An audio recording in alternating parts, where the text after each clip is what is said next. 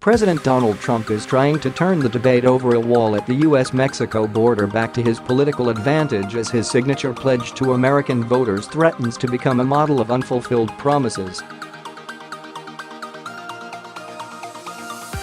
Trump will hold his first campaign rally since November's midterm elections in El Paso, Texas, on Monday as he faces a defining week for his push on the wall and for his presidency and his 2020 prospects. Weakened by the disastrous government shutdown and facing a fresh deadline Friday, Trump is trying to convince people that he'll continue to push to build his long-promised wall, even though there's no way it would be anywhere near complete by the time voters have to decide whether to give him another term. A bipartisan group of lawmakers was negotiating ahead of Friday's deadline, but on Sunday people familiar with the talks said the mood among the bargainers had grown sour amid an impasse over migrant detention policies. They spoke on condition of anonymity to discuss private talks. Acting White House Chief of Staff Mick Mulvaney said during news show appearances Sunday that another shutdown remained on the table, although he also said Trump probably would be willing to compromise over how much of the $5.7 billion for wall construction he's demanded would be allocated. Someplace in the middle, Mulvaney said on NBC's Meet the Press. Even Trump's full demand is a fraction of the money he needs to complete the barrier he wants. His vision for the wall already has been substantially scaled down since the 2016 campaign, when it was to be built of concrete and span the length of the border and be paid for by Mexico. Now, he's looking to build steel slats along much of the 1,900-mile stretch, relying on natural barriers for the rest. The amount of federal funding he's seeking would pay for fewer than 200 miles of new barrier. The president, who feared a backlash from his most loyal supporters last year if he didn't use the last gasp of unified Republican control in Washington to fight for the wall, isn't expected to provoke another standoff with Congress. West Wing aides have acknowledged there is insufficient support among Republicans to sustain another shutdown fight. Still, Trump has publicly dismissed the work of congressional negotiators as a waste of time and on Sunday said he thinks Democrats want a shutdown to turn attention from the economy and other positive news for his administration. Trump also continued to threaten to flex his executive powers by trying to unilaterally tap into existing federal dollars to build the wall through a declaration of a national emergency or another presidential action. Any independent moves would face almost immediate legal challenges that even Trump's aides fear will be successful. Still, they reckon it will show Trump is determined to fight for the wall and figure that voters will blame the courts and Congress rather than the president.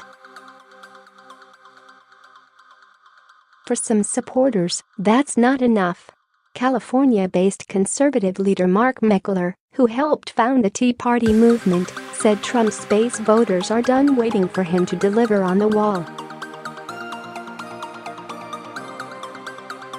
He warned that the president risks alienating his strongest supporters unless he goes to war with Democrats. A political crusade is not enough, Meckler said.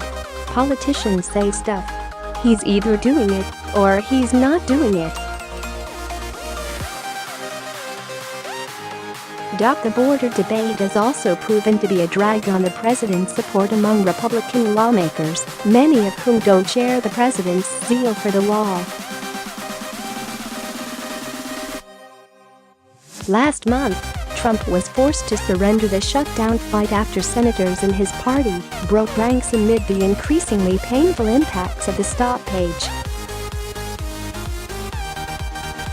It coincided with mounting intra-party disagreements over the president's policies for Afghanistan and Syria that led to a striking rebuke of them earlier this month, led by Senate Majority Leader Mitch McConnell. For all of that, though, Trump advisors on the campaign and inside the White House insist that, fulfilled or not, the promise of a wall is a winning issue for Trump. The president has already sought to rewrite the Build the Wall chants that were a staple of his 2016 campaign to finish the wall, and will use his rally in Texas to go in depth on the issue, aides said. Highlighting their differing view of the electorate, Democrats are likewise adamant that Trump's struggles for the wall are a political boon to them, believing their 2018 midterm election gains in the House proved that voters want to block Trump's agenda.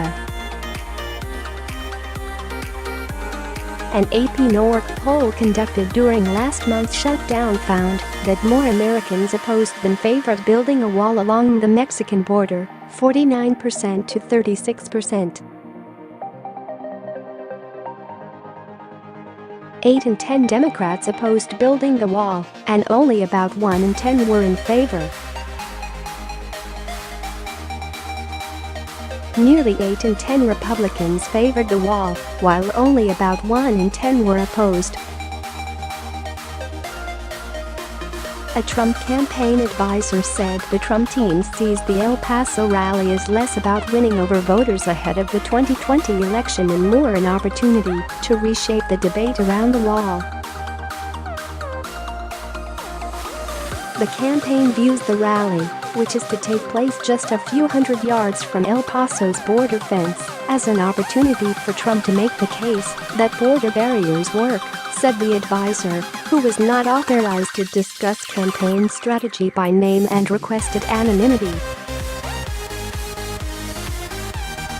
Trump has repeatedly exaggerated the impact of El Paso's fencing on the city's crime rate, as well as statistics about crime committed by people who have entered the U.S. illegally. El Paso is home to one potential Democratic challenger to Trump, former Rep.